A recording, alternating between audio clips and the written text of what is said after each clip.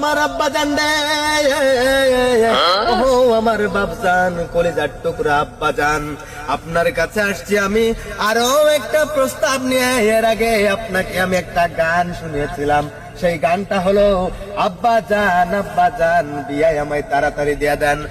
আব্বা জান, এই গান শোনানোর পরে আপনার মতো মানুষের বিবেকবোধ জাগ্রত হয়নি? আপনার যে একটা সিঙ্গেল ছেলে আছে এটা আপনি চোখে দেখেন না? আপনি আমার বিয়ে দেন না, সামনে শীত এসে গেছে, একটা সিঙ্গেল ছেলেই বোঝে শীতের দিনে বউ ছাড়া থাকার কি কষ্ট। কথা কন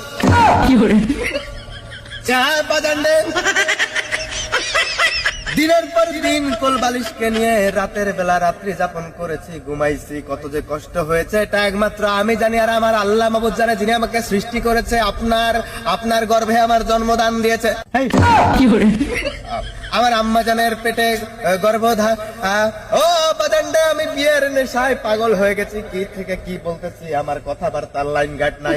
আব্বা জান, বেয়াদবি হলে মাফ করে দিবেন, এত কথার বাড়াতে চাই না, দয়া করে শীত এসে গেছে, আপনার এই সিঙ্গেল ছেলেটার দিকে একটু নজর দিবেন, আর আমাকে দয়া করিয়া মায়া করিয়া বিয়ে দিয়া দিবেন একটা সুন্দরী ফুটফুটে হিজড়া মেয়ে দেখে।